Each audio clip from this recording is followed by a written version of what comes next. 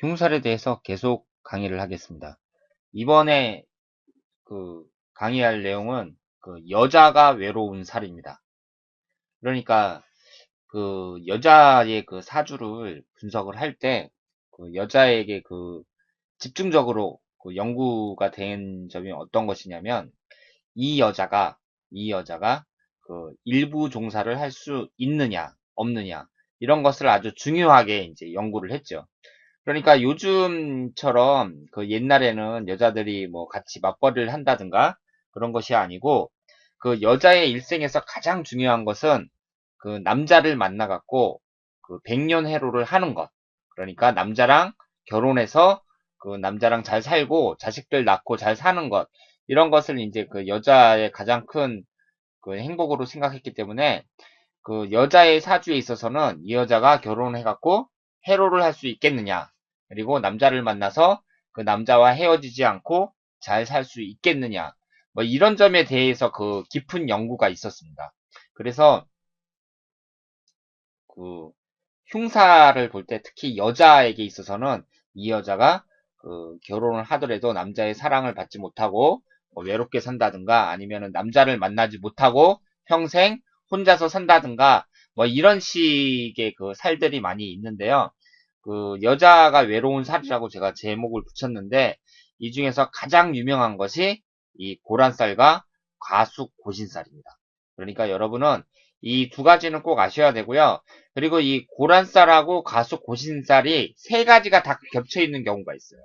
그러니까 그럴 경우에는 상당히 적중률이 높다고 말씀을 드릴 수가 있습니다. 이 고란살은 네 가지 종류가 있는데요. 일주가 갑인, 정사, 무신, 신해인 경우입니다. 이 고란살인 경우는 이게 이제 외로울 고자에다가 란이라는 게 뭐 원앙새나 인꼬 같은 그런 새를 생각하시면 되겠는데 그 인꼬 같은 그런 새는 보면은 암컷이 죽든가 수컷이 죽든가 이렇게 둘 중에 한 명이 죽으면 나머지도 따라 죽는다고 하죠. 그러니까 이 외로운 이 이 고란살이라는 것은 여자가 이제 제목 그대로 상당히 외롭다고 할 수가 있는데요. 이 네 가지 일주에 이 갑인일주나 정사일주, 무신, 신해일주가 이제 해당이 되는데 이 경우는 이제 남자는 아니고 여자만 해당이 됩니다. 그리고 이런 일주를 갖고 있는 분들은 고독해진다고 합니다. 그런데 이 일주 하나만 보고 이렇게 판단을 하기는 쉽지가 않아요. 그리고 이 네 가지 일주의 특징을 보면은 이 갑인 일주나 정사 일주나 위아래가 다 같은 오행이잖아요. 이런 것을 이제 간요지동이라고 하는데 그 갑인 일주나 정사 일주나 전부 이 고집이 센 일주들입니다. 그러니까 이제 자기 고집이 세면 여자가 남자를 만나서 요즘 같은 경우는 이렇게 이혼하거나 아니면은 남자하고 그렇게 관계가 멀어질 가능성이 높은데 이 네 가지 일주에다가 이 과숙 고신살까지 이제 같이 갖고 있다. 그럴 경우에는 상당히 적중률이 높다고 말씀을 드릴 수가 있죠. 그런데 이 과숙이라는 것은 이게 적을 과자거든요. 그러니까 이게 잘숙자니까 잠을 적게 잔다, 뭐, 이런 뜻이고, 이거는 뭐, 외로운 기운이 있는 그런 살이다, 이렇게 생각을 하시면 되겠는데, 이게 동시에 같이 존재를 해야 됩니다. 그러니까 연지나 일지에 임묘진, 사오미, 신유술, 해자축, 이렇게 이제 연지나 일주에 있을 때, 이 축하고 사가 같이 있어야 돼요. 그리고 진이나 신이 같이 있어야 합니다. 이런 식으로 이게 같이 있을 경우에는 상당히 외롭다고 하는데, 이 과수고신살은 대부분 다 여자에 이제 해당이 되거든요. 그래서 동시에 같이 있을 때만 해당이 되는데 이게 남자의 경우에 이제 가수 고신살이 있는 경우는 승려나 종교인이 될 팔자라고 합니다. 자, 그런데 이렇게 이제 남자에 해당되기보다는 대부분 다 이 여자를 나타내죠. 이 고란살이나 가수 고신살은 이 여자가 과연 외롭게 살겠느냐. 그래갖고 상담을 했는데 막 완전히 노처녀다. 마흔이 넘었는데 혼자 산다든가 뭐 그럴 경우에 이런 살이 발견되는 경우가 상당히 많습니다. 그리고 이런 살은 또 결혼을 하더라도 남자하고 이혼을 한다든가 아니면은 남자가 여자 생각을 잘 안 하고 집에도 잘 안 들어오고 바깥에서만 뱅뱅 도는 경우가 많겠죠. 그래서 여자가 독수 공방하든가 아니면 상당히 외롭게 사는 그런 여자들에게 있어서는 달갑지 않은 살이라고 말씀을 드릴 수가 있겠습니다. 자, 그러면 한번 예를 볼까요? 이 여자분 같은 경우는요, 여기 보시면은 이 고란살을 갖고 있어요. 일주가 이제 갑인일주인데 고란살을 갖고 있고 그리고 이제 과수 고신살에 해당이 됩니다. 근데 이분이 이제 어떤 분이냐면은 그 이혼녀예요. 그러니까 남자하고 이혼을 했고요. 처음에는 이제 아이들을 갖다가 남편한테 맡겼는데 아이들이 자꾸 보고 싶고 그리고 남자가 이제 아이들을 잘 못 볼 것 같아서 그런 불안감에 이제 다시 아이들을 데리고 왔다고 합니다. 아이를 데리고 와서 이제 키우는데 현재는 뭐 애인도 없고 그리고 아이 때문에 재혼할 생각도 없다고 합니다. 그러니까 이혼해서 이제 남편도 없고 그리고 애인도 없고 또 아이 때문에 재혼할 생각도 없고 그러니까 평생을 이제 홀로 외롭게 보내야 된다는 얘기인데 이 고란살에다가 과수 고신살을 그대로 갖고 있어요. 그래서 이분 같은 경우는 이제 고란살은 아니지만 가수 가수 고신살을 그대로 갖고 있는 분이다. 이렇게 말씀을 드릴 수가 있죠. 그 이분이 이제 한번 볼까요? 그 사오미일 경우에 연지나 일지에 사오미일 경우에 진하고 신을 갖고 있어야 되는데 연지나 일지에 미가 있고 그리고 진하고 신이 있습니다. 그러니까 과속 고신살의 조건을 다 갖췄다고 이제 말씀을 드릴 수가 있죠.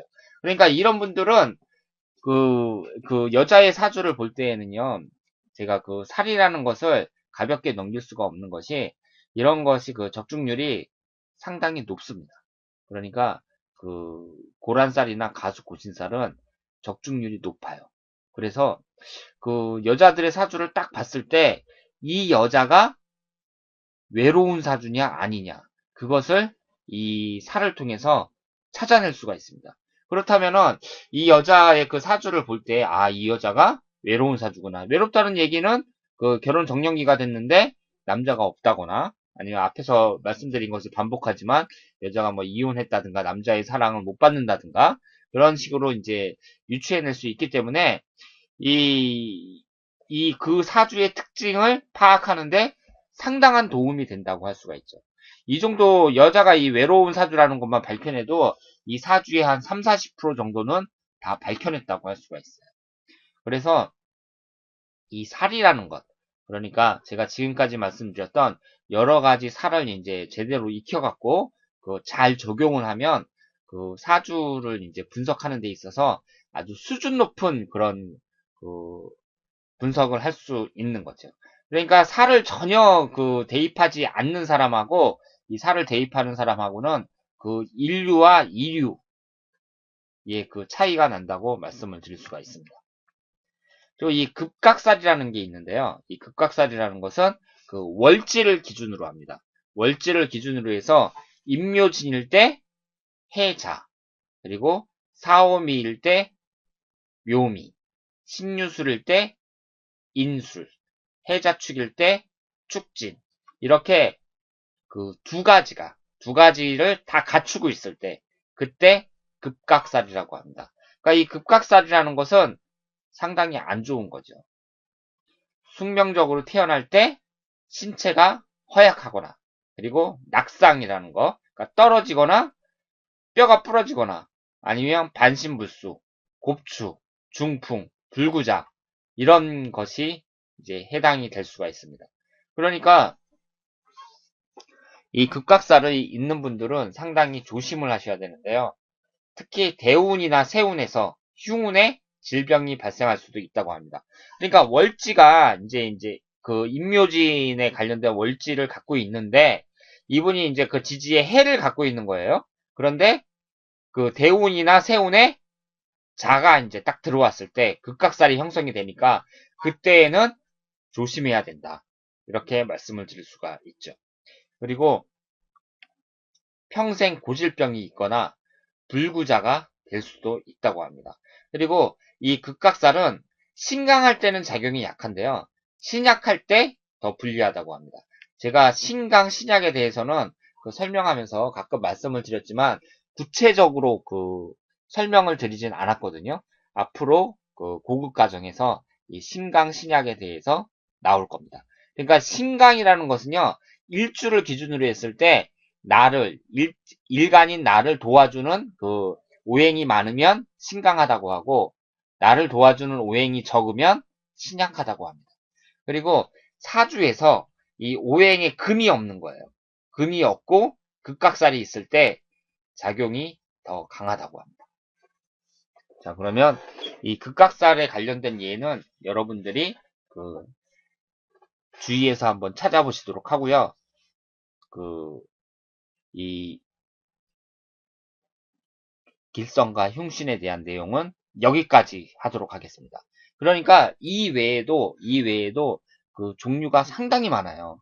그러니까 저는 그 나와 있는 일반적인 책에 나와 있는 것 중에서도 고르고 고른 것입니다. 예를 들어서 뭐 시박 대패살이라든가 기문간살이라든가 그런 것들이 많이 있는데요. 그런 것을 이제 일일이 다 암기해 갖고 한다는 것이 그게 쉬운 일이 아닙니다.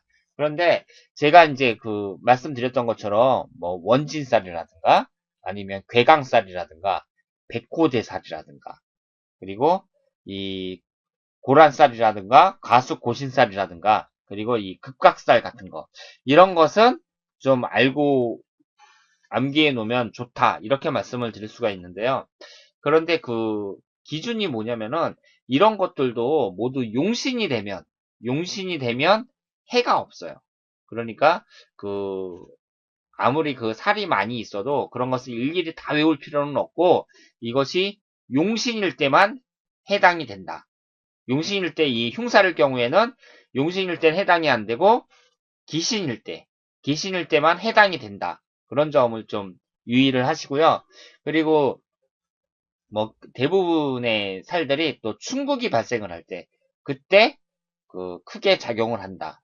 이런 점을 이제 알고 계시면 되고, 이 여러 가지 살들을 이제 하나하나 다 외우려고 그렇게 하지는 마세요. 그것은 그 아주 힘든 일이니까요. 그리고 그 처음부터 이제 다 외우려고 하면 안 되고, 이 사람이 그 여러분 옛날에 공부할 때 한번 생각을 해보세요. 공부할 때 그 시험 그 준비를 하잖아요. 그 사람이 이제 상대방을 어떤 사람들을 이렇게 상담한다. 그것도 그 한 명 한 명을 이렇게 시험을 본다. 이렇게 생각을 할 수도 있는데 여러분들이 중고등학교 다닐 때 시험 공부할 때 어떤 식으로 공부를 합니까? 이렇게 내용을 이제 대충 한번 읽어보고요. 그 다음에 문제집을 많이 풀어야죠. 문제를 많이 풀어야 그 암기가 돼요. 그런데 문제를 안 풀고 그냥 그 책 내용만 계속 읽으면 암기가 안 됩니다. 그게 무슨 뜻이냐면 제가 이렇게 설명을 하면은요. 이걸 이런 것도 있구나. 극각살이라는 것도 있구나. 그리고 가수고신살이라는 것도 있구나. 이런 것을 이제 그 아신 다음에 이런 게 어떤 살이다 그런 것을 이제 파악한 다음에 나중에 그 사람들 사주를 하나하나 풀어보면서 그때 암기가 되는 거예요. 사람들 사주를 자꾸 풀어보면 이 사람 사주는 극각살이 있구나. 처음에는 책을 보면서 이제 익히더라도 이 사람 사주는 고란살이 있구나. 이런 식으로 계속 이렇게 여러 명, 10명, 20명, 100명, 1000명 계속 이렇게 풀어보다 보면 저절로 암기가 됩니다. 그런 식으로 해야지 처음 이렇게 이론을 배울 때부터 난 이건 하나하나 다 암기해야겠다. 그런 식으로 하면 사주 공부가 너무 어렵게 되죠. 그리고 이런 살 중에서 여러분들이 그 마음에 드는 거 예를 들어서 뭐 극각살이라든가 아니면은 고란살이라든가 이렇게 마음에 드는 거는 하나 탁 찍어가지고 나는 극각살 하나 정도는 외우겠다. 뭐 이런 식으로 할 수도 있겠죠. 그래서 이제 사주 분석을 할 때 다른 거는 몰라도 자기가 암기하고 있는 이 극각살 그거 하나만 딱 대입을 하는 거예요. 그래서 이제 딱 그런 사주가 나왔을 때 아, 뭐 낙상 같은 거, 절골, 뼈가 뭐 부러진다든가 이런 것을 뭐 조심하셔야겠네요. 뭐 이렇게 딱 얘기를 하면은 이제 딱 말이 나오죠. 아, 언제 뭐 다리를 다쳤다느니 넘어져가지고 뭐 그 고관절 수술을 받았다느니 뭐 이런 말들이 많이 나옵니다. 그러니까 제가 지금까지 예로 들었던 이런 흉신들, 그러니까 길성이나 흉신들은 가장 많이 사용하는 거고요. 그리고 적중률이 상당히 높다. 이렇게 말씀을 드릴 수가 있습니다. 그리고 여러분들이 이제 다른 책을 보시면은 또 여러 가지 살들이 많이 있는데요. 공부하시면서 책에 소개된 그런 여러 가지 살들을 이렇게 보시고 공부를 하셔도 되고, 그런데 이렇게, 이게 이제 다 맞는 것은 아니지만, 적중률이 상당히 있다고 말씀을 드릴 수가 있고, 이 사주를 분석할 때, 이 살을 갖다가 어느 정도 적용을 해야지, 그, 고급 분석, 그러니까 좀 수준이 높은 그런 분석이 가능하다. 이렇게 말씀을 드릴 수가 있겠습니다. 자, 그러면 다음 시간에는 더 좋은 강의로 찾아뵙도록 하겠습니다. 대단히 감사합니다.